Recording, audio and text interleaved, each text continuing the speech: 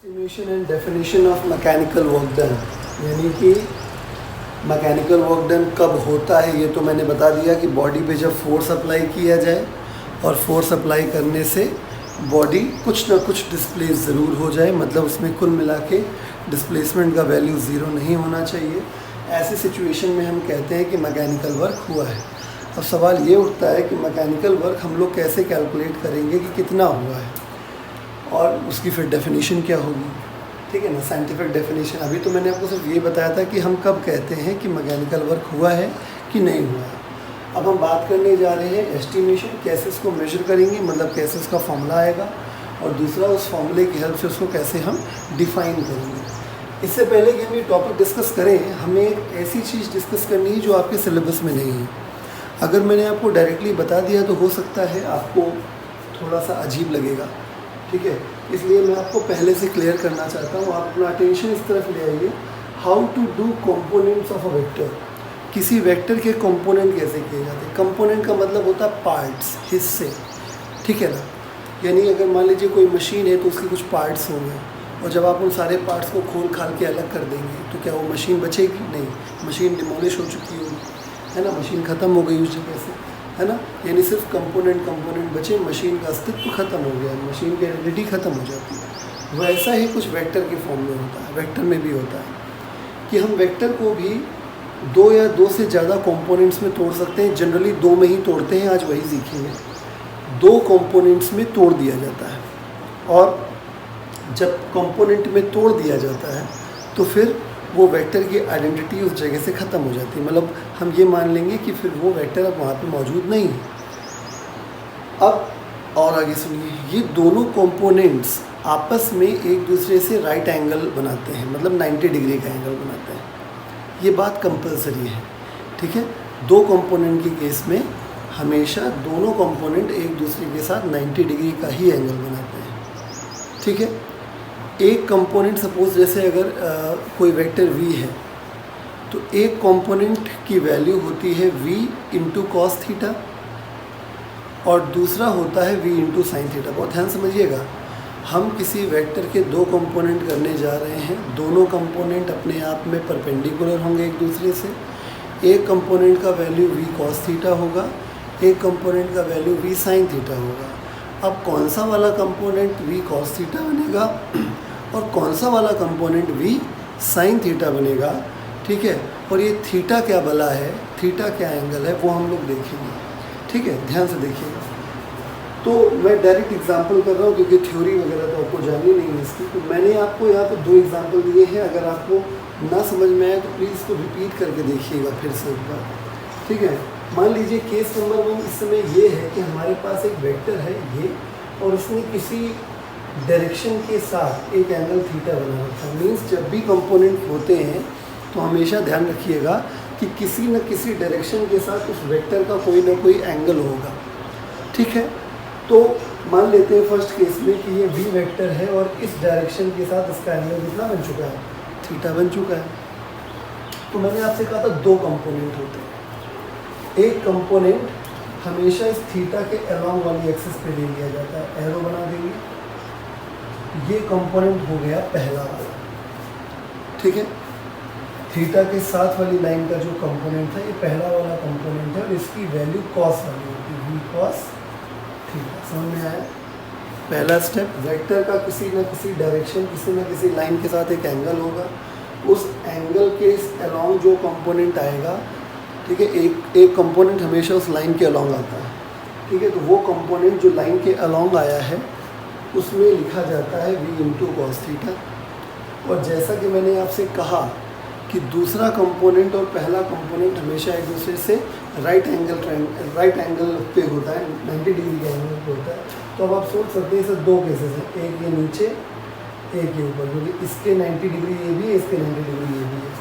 तो मैं आपको क्लियर कर दूँ कि अगल और बगल होना चाहिए, मतलब जिसके आप कंपोनेंट कर रहे हैं उसके दोनों कंपोनेंट, उसका अगर एक इधर आ गया है तो दूसरा वाला इधर आएगा, अगल और बगल होते हैं, ठीक है।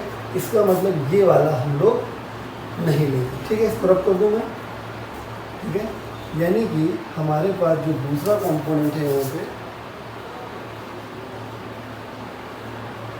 वो ये वाला होगा। तो दूसरा वाला कंपोनेंट याद है आपको, क्या लिखते हैं उसको, v into sine theta. Hopefully आप समझ गए होंगे, ठीक है ना। v इंटू साइन थीटा, साफ साफ लिख देता हूँ,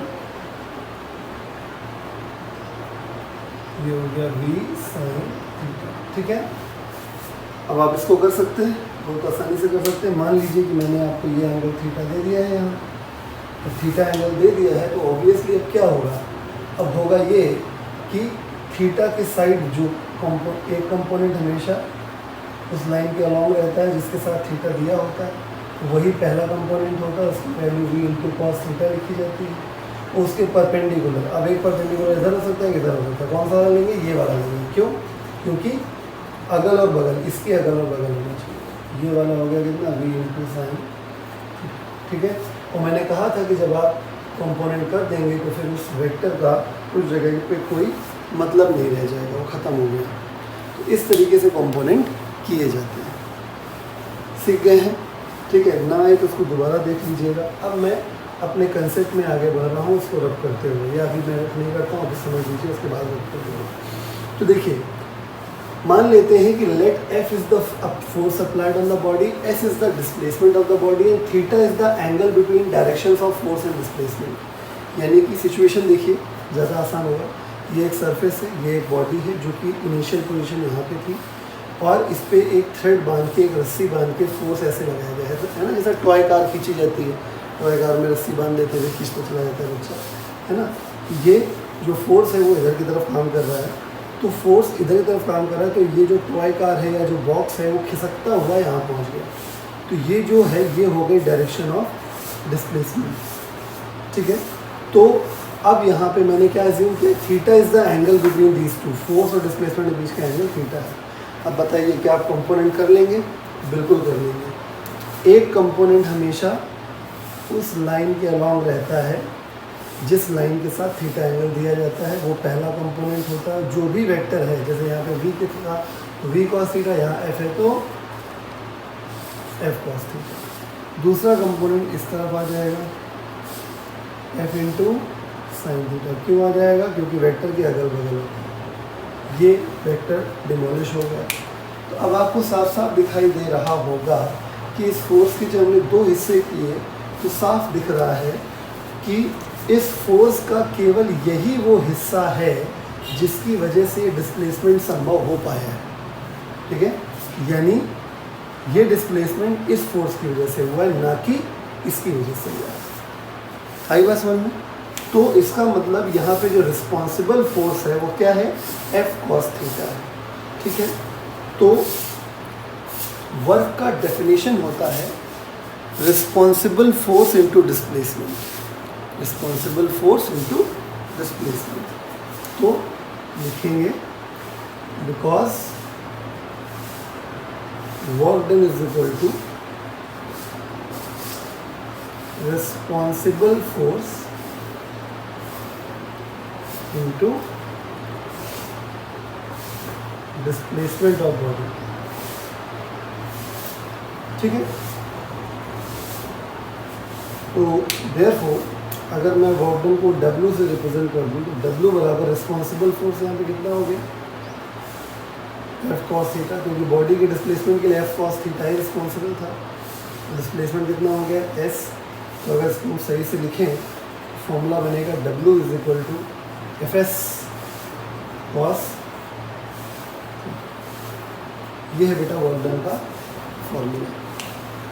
अब अगर मैं इस फॉर्मूले से यूनिट की बात करूं, देखिएगा पहली बात तो अगर SI सिस्टम में चले तो फोर्स का यूनिट होता है न्यूटन और डिस्प्लेसमेंट का होता है मीटर, और cos theta, sine theta, tan theta, cot theta, sec theta, cosec theta का यूनिट नहीं होता। तो ये न्यूटन डैश मीटर नहीं, न्यूटन इंटू मीटर है, ठीक है ना। तो न्यूटन इंटू मीटर नहीं लिख सकते हैं, क्योंकि न्यूटन इंटू मीटर किसका यूनिट होता है, ध्यान से समझिएगा जो बात बोलने जा रहे हैं। न्यूटन इंटू मीटर टॉर्क का यूनिट होता है। तो हम लोग तो अगर newton into metre work done का यूनिट लिखेंगे तो कन्फ्यूजन हो सकती है। इस वजह से कन्फ्यूजन को ख़त्म करने के लिए ऐसा सिस्टम है कि newton into metre work done का यूनिट ना लिखा जाए। बात समझ रहे हैं, मतलब ये गलत नहीं है, लेकिन इसको लिखा नहीं जाता है। कन्वेंशनली इसको अलाउड नहीं किया गया है। इसकी जगह पे मैं जो बोलूँ बहुत ध्यान सुनिएगा, वर्क डन का लगभग सब कुछ एनर्जी से डिसाइड होता है। क्यों डिसाइड होता है? क्योंकि एक बेसिक सा फंडा है, जितनी एनर्जी होगी उतना ही काम कर पाओगे। यानी कहने का मतलब ये है कि वर्क डन के लिए रिस्पॉन्सिबल होता है एनर्जी, ठीक है। तो अब सवाल उठता है, आप यही पूछ सकते थे कि सर इससे पहले तो आप, इसका मतलब फिर आपको तो पहले एनर्जी पढ़ानी चाहिए थी, आप वर्क क्यों पढ़ाने लगे? क्योंकि माय डियर, दुनिया की किसी भी प्रकार की एनर्जी जो होती है वो इनविजिबल होती है। कोई भी एनर्जी दिखाई नहीं देती। हर एनर्जी की वजह से कुछ ना कुछ होता दिखाई देता है। काइनेटिक एनर्जी की वजह से बॉडी चलते हुए दिखाई देती है, लाइट एनर्जी की वजह से चीज़ें दिखाई देती हैं, साउंड एनर्जी की वजह से सुनाई देता है। लेकिन कोई भी एनर्जी एग्जैक्टली विजिबल नहीं होती। वो जो चीज़ विजिबल ही नहीं है उसको डायरेक्टली मेज़र नहीं कर सकते, उसको हमेशा इनडायरेक्टली मेज़र किया जाता है। बात समझ रहे हैं? मतलब ये है कि अगर मुझे पता है कि एनर्जी नहीं दिख रही है तो एनर्जी को मेज़र करने का तरीका ये है कि उतनी एनर्जी का मैं वर्क कर डालूँ। तो वर्क तो दिख रहा है ना, तो वर्क जब मेज़र हो जाएगा तो इसका मतलब ये पता चल जाएगा कि कितनी एनर्जी इस बॉडी के अंदर थी। इसीलिए बोला जाता है वर्क डन। आप नोटिस कर रहे होंगे बार बार मैं वर्क केवल नहीं लिख रहा हूँ, मैं वर्क डन लिख रहा हूँ। वर्क डन मतलब कितना वर्क हो गया, यानी जितना वर्क हुआ उतनी ही इक्विवेलेंट अमाउंट ऑफ एनर्जी हमारी खर्चा हुई, ठीक है। यानी बेसिकली समझ रहे हैं मैं इनडायरेक्टली क्या कह रहा हूँ? वर्क जितना मेज़र होके आता है उतना ही एनर्जी कंज्यूम्ड आता है, यानी energy consumed is equal to mechanical work done. बात समझ में आ गई? खैर, एनर्जी की हम बात बाद में करेंगे, अभी सिर्फ एनर्जी को मैंने इसलिए बताया ताकि आपको ये समझ में आ जाए कि हम लगभग फॉर्मूले को छोड़ के लगभग हर चीज़ जो होती है वर्क की, वो वर्क की इंडिविजुअल ना होके वो एनर्जी की होती है। जैसे यहाँ पे force into newton into metre नहीं लिख सकते, उसकी जगह जूल लिखना पड़ेगा। जूल ऐसा यूनिट होता है एनर्जी का, ठीक है। अब जैसे सीजीएस में चले जाइए आप, तो सीजीएस में क्या हो जाएगा? Dyne centimetre. अब लेकिन डाइन सेंटीमीटर आप नहीं लिख सकते क्योंकि डाइन सेंटीमीटर सीजीएस में टॉर्क का यूनिट हो जाएगा, ठीक है ना। तो इसकी जगह पे क्या लिखा जाता है? अर्ग, ERG, अर्ग।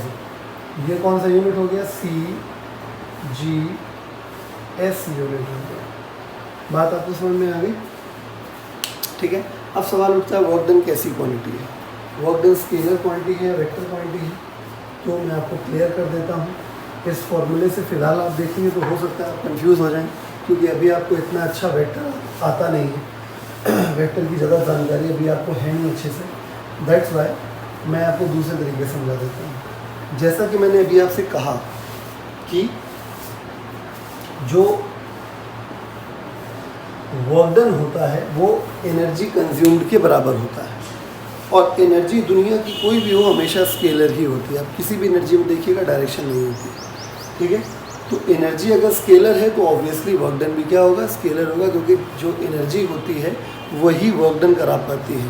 यानी एनर्जी और वर्क डन बराबर होते हैं, यानी यूनिट भी एनर्जी का वर्क के साथ यूज़ होता है, यानी एनर्जी का यूनिट वर्क के लिए भी यूज़ होता है। और जिस प्रकार एनर्जी स्केलर है इसी वजह से वर्क डन भी स्केलर है। आप ऐसे समझिए, ठीक है ना। तो मैं लिख दे रहा हूँ,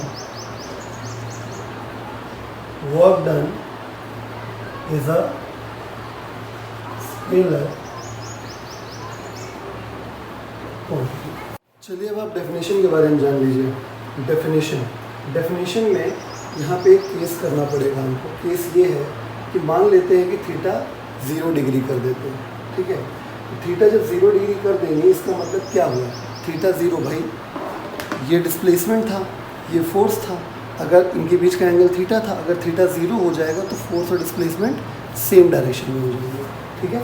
if theta is 0 degree that is direction of force and displacement are same. That is figure जो दिख रहा है, क्या दिख रहा है?